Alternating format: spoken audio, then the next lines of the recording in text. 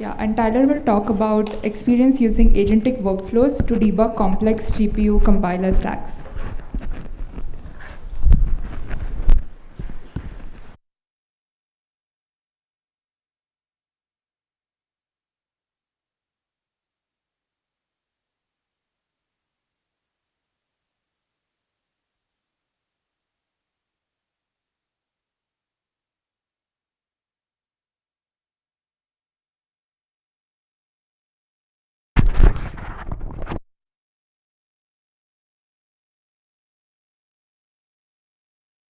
Let's see, I think it's on. I think it's good.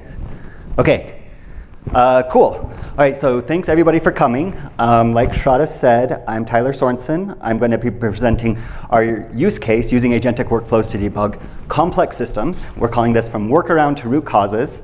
So the lead authors here are Abhijit Ramesh. He's a master's student working with me at UC Santa Cruz. Reese Levine is a PhD student working there. Unfortunately, neither of them could make it, but I will take any opportunity to brag about the students' work that I can. So that's why I'm here. And kind of before we get started, I want all of you to take a look up from your laptops and go here. Here's a nice QR code. Do it on your phone if you're able to. I mean, if you're able to do it on your laptop as well, let's see. So I'm going to give you 5, 4, 3, 2, 1 to go. And if you went there, you're going to see this page. So this page, what's going to happen, and let's see if it works, because this is on the hotel Wi-Fi. We're going to have you download a small LLM. So this is about 200 megabytes. Let's see if we just totally crash the hotel Wi-Fi. I have it cached on mine, but what's happening is I downloaded this local language model, and I am now creating some text. I've asked it to summarize LLMs on my phone, and you can see that it's doing text. So this is the Gemma model, and I can ask it some more questions. I can ask it about llama.cpp, which is an inference engine. If I click this, you can see it's going to start giving me text there. And so what's interesting about this is that this is happening all on my laptop. This is not calling out to a server like we see with Anthropic or OpenAI. My laptop, I'm running Windows. I have a Qualcomm GPU. You know, it's maybe not as fast as we might like, but this is happening all on my machine. And if you went to this website and if you were able to download that model and press that button, you should get similar text. Probably not the exact same text, but you would probably see something similar. And this is what the students in the research group have been working on. They have been working on getting this LLM inference working in the browser so that I can come into this room and have anybody pull this up on their laptop and phone and execute LLMs on the edge, and you don't even need the internet. If you were to go on the top of the Rocky Mountains, this would work, and we think that's pretty cool. Now, where's my mouse? There it is. Getting back to the slideshow, the fact that this worked for everybody in this room, we have so many different GPUs, systems, people have Android phones, people have Apple phones. What actually happens? So we all know that LLMs execute on the GPU. So if you're going through the browser, that's something called WGSL. So it's not CUDA. CUDA is NVIDIA's kind of private thing. This is a more open source GPU language called WGSL. So that's what the GPU language is written in. Now, depending on what your favorite browser is, you went through Chrome, Firefox, or Safari. And so now you have 3 different browsers that we sort of have to deal with. On top of that, you know, because people can't play along nicely, each of those browsers has their own GPU engine. So Chrome has something called Dawn, Firefox has something called WGPU, so on and so forth.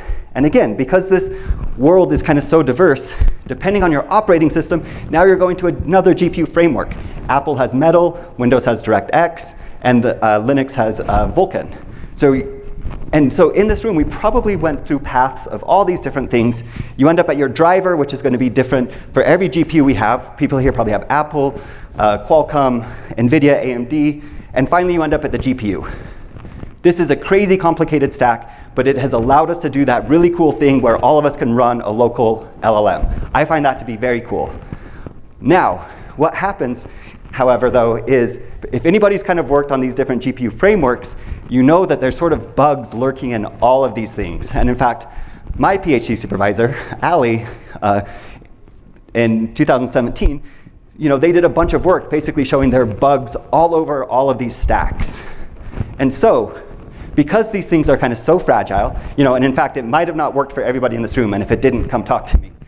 But you can imagine when you're dealing with a fragile environment like this, you might open it up on Safari and you ask for a story about turtles. It works very well. Same machine, you open it up on Chrome, and this is not a very compelling story about turtles.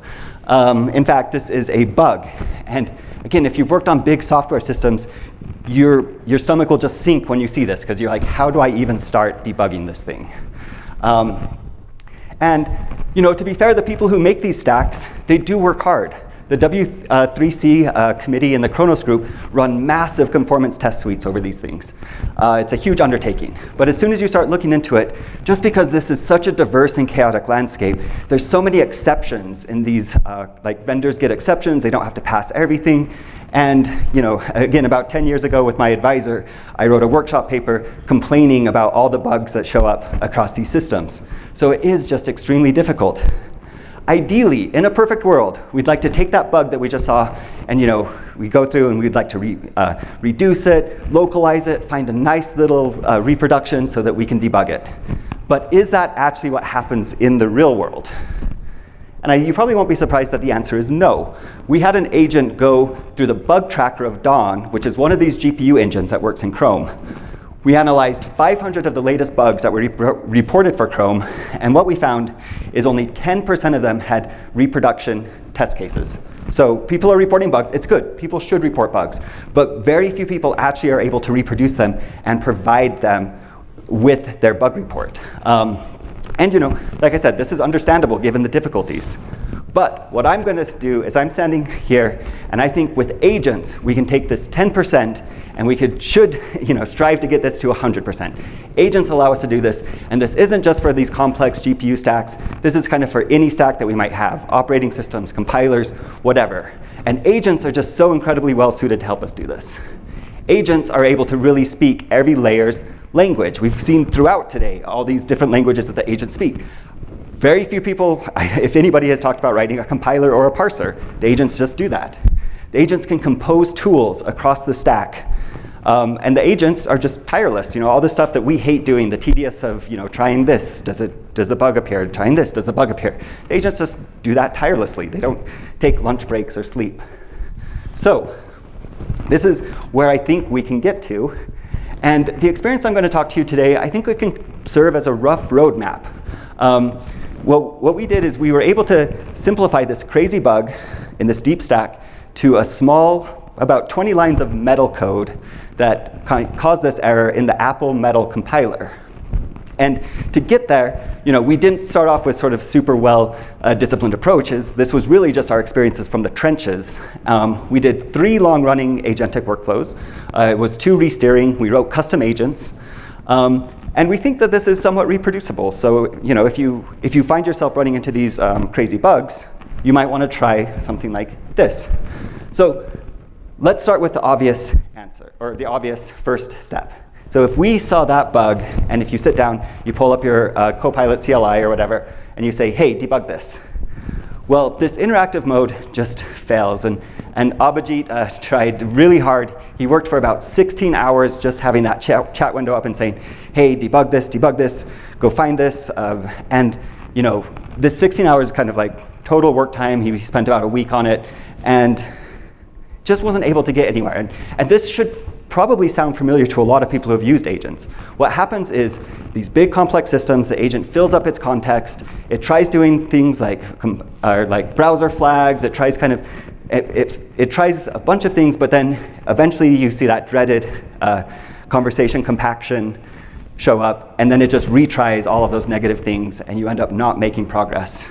So in that interactive chat session, that really didn't work in this case. And I think this was Opus 4.7, yeah, so fairly recent. Just gonna keep an eye on the time. Okay, so then what happens? This didn't work, and as we were investigating why this didn't work, it's because the agent just kept retrying things that it knew failed. So when this happens, you just need to decompose the problem for the agents into more manageable chunks. And you can do this in 2 dimensions. You can decompose the agents, and you can decompose the memory management. And to do this, we took our individual stack and we thought about how this actually makes sense in this WebGPU world. So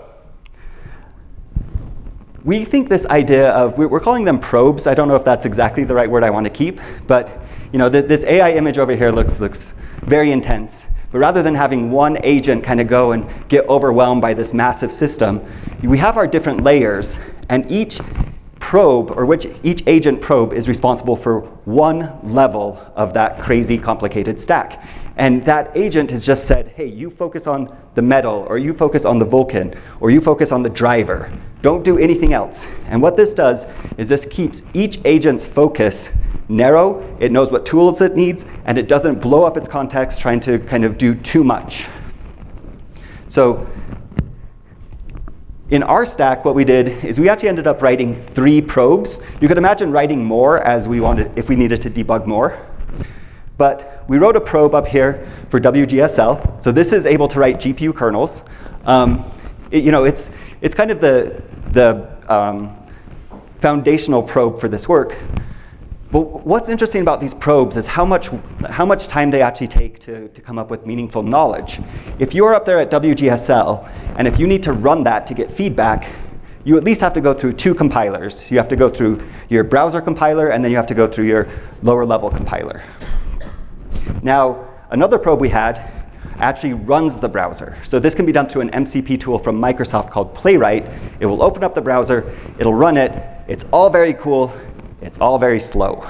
So this probe is extremely slow, but it's authoritative. When you have a bug, and if you need to reproduce it, you need to do it at the top of the stack, even if it's slow.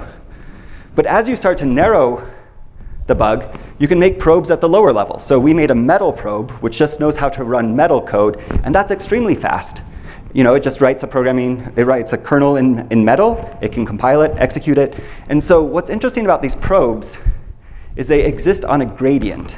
You tend to have higher probes at the higher level of the stack. They take a long time, but they are authoritative. Lower level probes can just iterate faster. And how you orchestrate these probes, I think, is incredibly important, and they can really speed up this whole process. I also want to talk a little bit about the memory management, because we said we decomposed agents into different probes, but we also decomposed the memory that each agent does. So over here, we have our kind of agentic workflow. So these agents, this is just a Python script that calls Copilot CLI with these different tasks. So the first thing you do is you just kind of initialize the system. You're like, hey, I'm getting a bunch of garbage when I run this LLM. And that initialize agent says, OK, well, I think I can roughly know a few things that need to be done. It creates a task list. That task list then feeds into the task selector agent. It's a very basic agent. It just says, hey, there's a bunch of tasks. Which probe is going to be best suited to do that? Can I do that with the browser probe? Can I do it with the metal probe? Or whatever probe you want to do. And so it localizes that task, hopefully to the best possible probe that is sufficient to do it. And then each probe creates a lessons learned, and this lesson learned creates kind of a library that the whole agentic system can look into and hopefully eventually reproduce the bug. So we did 3 executions of this workflow. The first execution found a workaround. It basically took the system, it patched the kernel, and it said it works now. That's not enough, so what we said is you actually need to come up with a reproduction of the bug that we can report. That one took 12 hours. The final one took 47 minutes, and that was actually taking that bug and say, hey, can you guess where in the closed source compiler the error actually was? So let me talk a little bit about the workaround. So workaround, even in this giant stack, tons of kernels running AI kernels. Basically, what we found is that it was a problem with integer division. We replaced integer division with shifts, and it fixed the issue. It started to work on Chrome. You might just say, yes, we're done. We can now do a cool demo at PLDI. But if we were a really good PLDI participant, we would know this paper by John Regier in PLDI 2012 about test case reduction that says a reasonable compiler user might easily decide that the most economic course is to find a workaround and not be sidetracked by the effort required to produce a small test case and report the bug. So we read that paper and we said, let's go get a test case reduction, and so we can actually report this. And what we found is that that division, if you just saw that, you would just call up the Apple people and say you have a problem with integer division. But it's really a little bit more complex than that. what we found is it wasn't just the integer division that was required. You actually needed a local array, and you needed to loop over that array, and in that array, you did the division. And that array needed to be a certain size. So this was the second long-running execution. We took the agentic workflow and we said, don't stop until you have a small workaround. And this one took a while. I'm going to talk about that in one sec. Finally, once we had that small test case, we said, let's push this even further. The compilers for these GPUs are closed source, but maybe we can kind of guess which optimization paths the bug existed in. And what we ended up doing is going down to the Metal code, writing a Metal probe. So Metal is Apple's GPU language. And what we ended up telling the agent to fiddle around with some compiler optimization hint flags, like no inline, loop-unrolling. And what we found is actually it needed to inline a function, and it needed to unroll a loop for the bug to appear. So we were able to kind of go from this crazy bug in the full system to come down and say, we believe that we know the exact optimization paths that are causing this bug in the exact compiler. A few things to talk about is, again, in my mind, what we learned is it's all about these probes. So to find that workaround, it took 2 hours. It called playwright, that's the one that drives the browser, 6 times, and WGSL probe 5 times. So that's kind of in the middle. For the reproduction, that took 12 hours. That's way too long. But you can see it called the playwright probe 60 times. And that's because in our agent instructions, we said, hey, we really need a small reproduction that reproduces this faithfully in the browser. So the framework said, OK, I'm only going to use a browser agent, because that's what I need to reproduce. It's extremely slow to do that. Whereas then you go to the Metal probe, for that last one, it only called it about 4 times, and it took it about 47 minutes. So the name of the game here is to write your orchestration framework so that it can drive these tasks to the most efficient probe that's needed. And I think that is it. So yes, so what we were able to do is we were able to take this giant system, this crazy bug that otherwise in an academic program you might just say, sorry, if you have Chrome on Apple, you don't get to play with the demo. We were able to reduce it down to about 20 lines of code. We were able to essentially infer which optimization paths in a closed source compiler were responsible for that bug. And now we all have a demo that we can do in a room like this. And like I said, these are the students that are responsible for the work. Running local LLMs is really fun. You should go check it out. The students have done great work. And that's it. Thank you.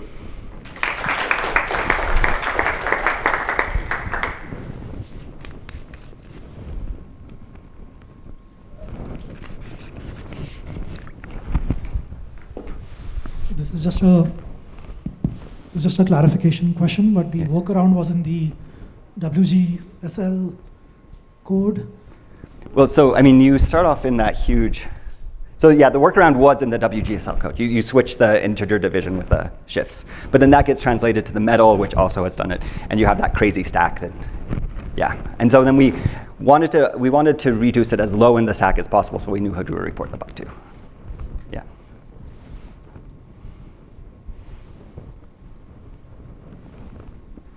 Okay, yeah. Thanks, Tyler. Cool. Thanks.